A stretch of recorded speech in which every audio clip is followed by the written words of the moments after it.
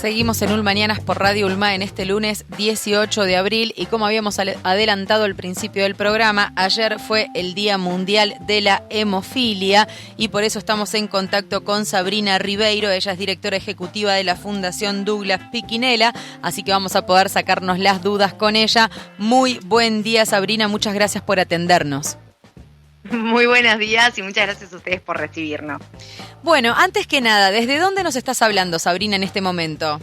Bueno, en este momento me encuentro en el Hospital Pereira Rosell. Nosotros trabajamos en el centro de referencia, como se dice, centro de referencia natural, porque acá se atienden más de 100 niños, que tienen enfermedades de coagulopatías, digamos, entre ellas la hemofilia.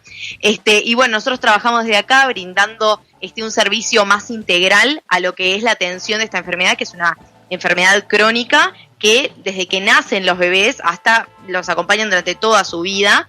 Entonces, bueno, tiene ese abordaje integral de varias patas de la medicina y también de la sociología para poder acompañar tanto a los pacientes como a sus familias, ¿no? Y Sabrina, para quienes no están al tanto o no tienen muy claro, ¿qué es la hemofilia? Bueno, la hemofilia es una enfermedad rara, así que está bien que muchos no sepan de ella. En realidad hay apenas 300 pacientes en todo el país, 300 pacientes entre niños y adultos, ¿no? Uh-huh. Hay 200 adultos y 100 niños, que bueno, básicamente lo que les hace falta a estas personas es una proteína en la sangre, que puede ser el factor 8 de la coagulación o el factor 9, que básicamente, para que lo entendamos todos, es una proteína que hace que, además de otros factores, puedan la sangre no derramarse, digamos, y coagular de la forma necesaria para no generar derrames, que es lo que le pasa a las personas que tienen hemofilia. Las personas que tienen hemofilia, los bebés, por ejemplo, los niños, tienen muchos moretones, tienen derrames en las articulaciones, a veces, por ejemplo, se dan un golpecito, los bebés cuando empiezan a gatear, empiezan a apoyar las manitos y las piernas, les quedan moretones mucho más grandes que a cualquier niño normal que le pueda pasar. Y muchas veces eso también lleva ante el desconocimiento, que bueno, cuando los padres van a preguntar, mirá, ¿qué tiene mi hijo? ¿Por qué tiene tantos moretones? Muchas veces los médicos que se encuentran con eso dicen, bueno, esto es una situación de maltrato, porque en realidad es muy raro que un niño quede con esos moretones. Vos les mirás las piernitas y tienen, por ejemplo, muchas partes azules de las piernitas. Entonces decís, bueno, acá hay una situación de maltrato. Y no, lo que pasa es que ante el desconocimiento de lo que pasa con esta enfermedad, que como te digo, es muy poca gente en el país que la tiene, el diagnóstico es muy difícil de dar también. Uh-huh. En Uruguay igual tenemos la suerte de que, no hay niños subdiagnosticados, porque, presentan a temprana edad esos síntomas que pueden derivar en después hacer un diagnóstico más intensivo, digamos, en la sangre para, determinar si es que les faltan alguno de esos factores que te comentaba antes. Uh-huh. ¿Y es posible dejar de tener hemofilia, Sabrina?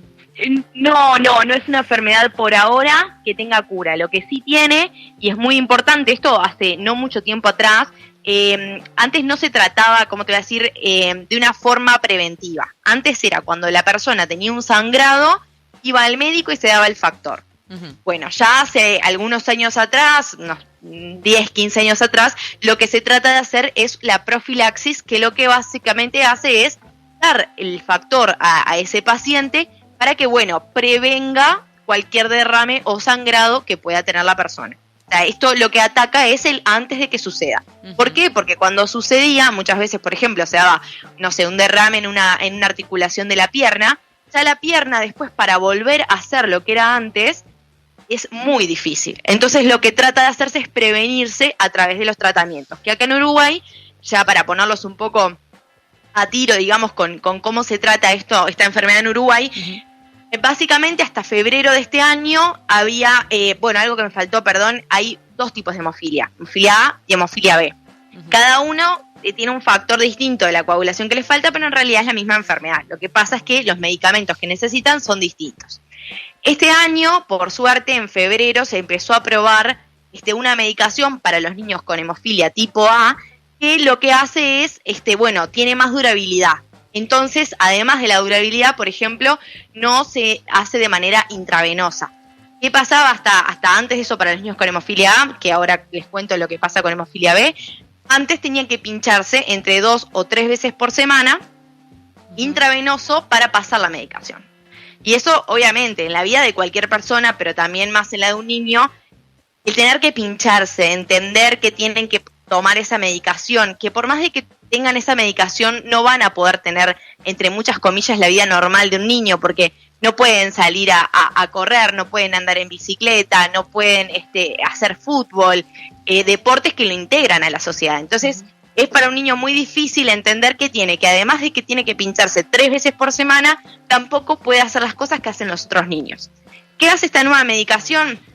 Además de ser una medicación que es subcutánea, o sea que no se da de forma intravenosa, lo que hace es que se mantiene en el tiempo. Entonces reducen los pinchazos, en vez de, ya te digo, 3 veces por semana, los reducen a solamente 1 cada 15 días o 1 en el mes. O sea que es un cambio tremendo para los niños, ya desde el tener que ir a la escuela hasta, no sé, ir a un cumpleaños. Cosas básicas diarias. ¿Qué nos está pasando? Que los niños con hemofilia tipo B no tienen esa medicación todavía porque no está en el país. Entonces nosotros estamos muy embarcados en tratar de conseguir esa medicación, de que ingrese al país y que nuestro Estado pueda conseguirla para poder otorgársela a esos 8 niños nada más que nos quedaron por fuera de una nueva medicación.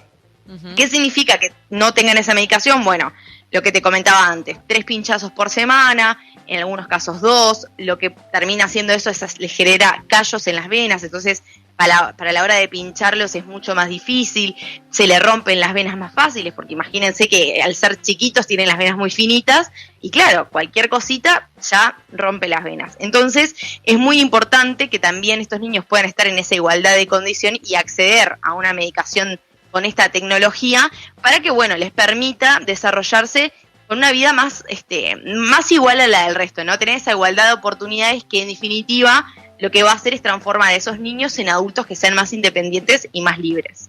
Sabrina, ¿cómo estás? Buen día, aquí te saluda Sol Pitau. Te quería preguntar, porque quizás en este desconocimiento y en este no saber de la hemofilia me lleva a una pregunta de si se adquiere en el nacimiento o podemos o se nos puede despertar en medio de nuestra vida, en algún momento en la adultez, la hemofilia. Bueno, eso es una pregunta interesante y tiene mucho que ver con el diagnóstico. En el caso de las mujeres, por ejemplo, porque ¿qué pasa? Esto es una enfermedad que se distribuye en el sexo. ¿Se acuerdan eso de biología, de las X y las Y, de los hombres y las mujeres? Bueno, las mujeres no es que tengan hemofilia, pueden ser portadoras de hemofilia. Se comporta de forma distinta, pero en realidad el gen que transmite la hemofilia está ahí. ¿Qué pasa con eso? Que las mujeres usualmente no saben que tienen hemofilia, salvo que tienen hemofilia, que son portadoras, salvo que tengan algún pariente hombre que sí haya manifestado la enfermedad de una forma más moderada o severa, entonces se haya hecho por ahí un estudio. No es muy común que las mujeres se hagan estudios genéticos. ¿Por qué? Porque en realidad son estudios costosos que, claro, uno dice, bueno, pero yo no tengo nada, no conozco a nadie en mi familia que tenga una enfermedad hemorrágica o demás. Entonces eso muchas veces hace difícil también el diagnóstico. ¿Cuáles son los síntomas en el caso de las mujeres? Bueno, sangrados menstruales muy extensos, que vos decís, bueno, esto no es ya, entre comillas de nuevo, normal, no es normal de nuevo que, bueno, una mujer que esté 15 días de sangrado, que tenga, no sé, para recuperarse de una sacada de muela le sangre mucho, que tenga mucho sangrado nasal.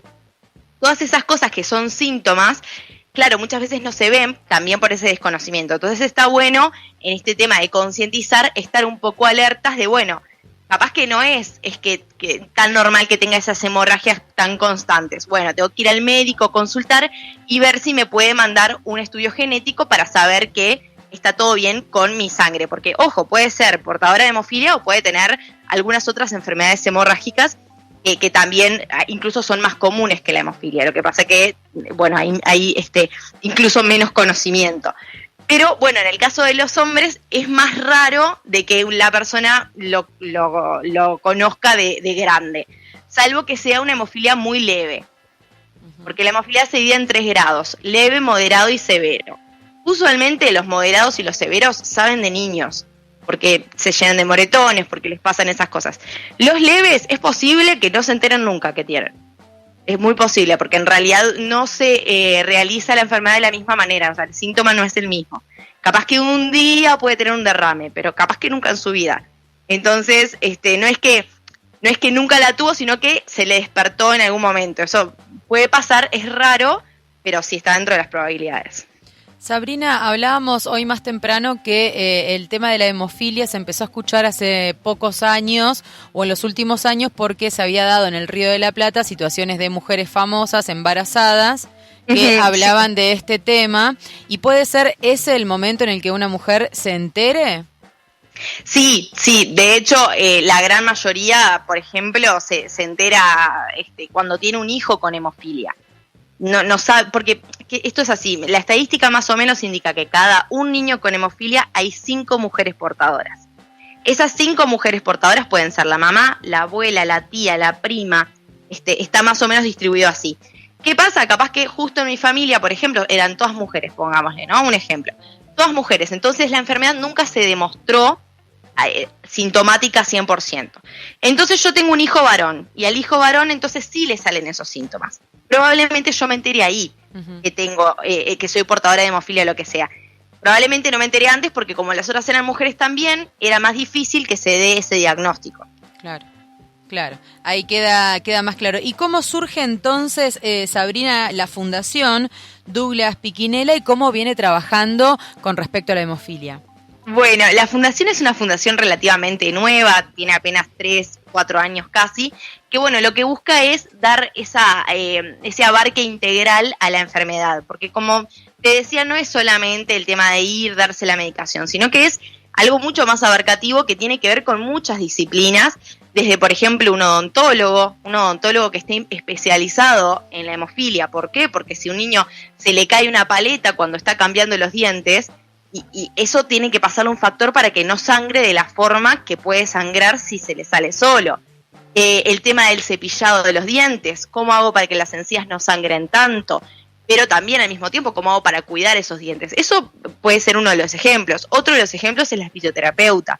La fisioterapeuta se encarga de que, bueno, si hay un derrame, si hay un moretón o si hay algo que estaba imposibilitando a la persona, o por ejemplo también las internaciones prolongadas, que usualmente si un niño promedio tiene que estar 3 días internados por algo, en un caso de un niño con hemofilia usualmente se extiende a 15.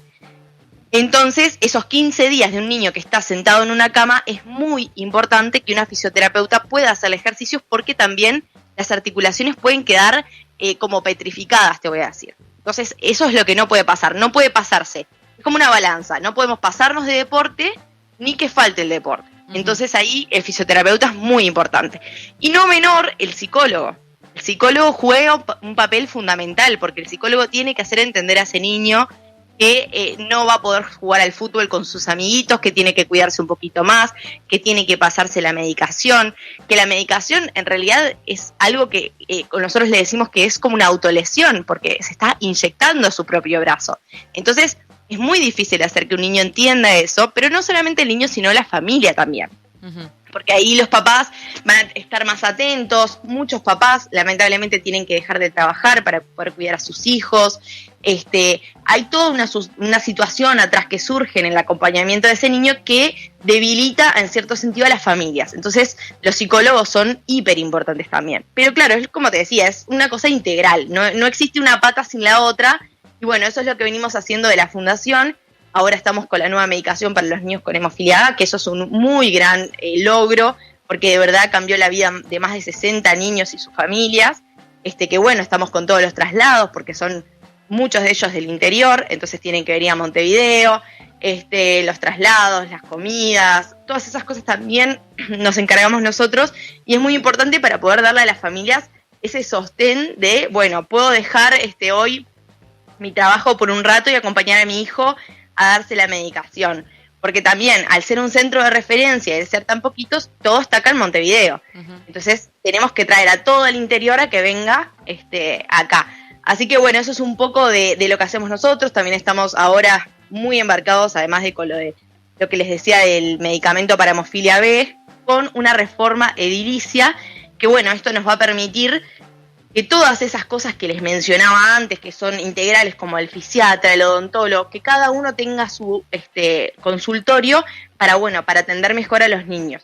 Y esto es una reforma, un proyecto tremendo que tiene un costo muy alto también y para el que obviamente estamos recaudando, así que de la audiencia, quien quiera colaborar, por supuesto, o conocernos, puede entrar a nuestra web, a nuestras redes y fijarse. Y bueno, ahí están todos los proyectos que tenemos y todas las formas de colaborar también. Sabrina, eso mismo te iba a preguntar, si alguien quiere saber un poco más, si alguien tiene alguna consulta o quiere colaborar para poder seguir acompañando, porque sin duda si algo se necesita para la hemofilia es acompañamiento integral, profesional, emocional de la familia y también de la comunidad. ¿Cómo podemos hacer? ¿Dónde podemos comunicarnos?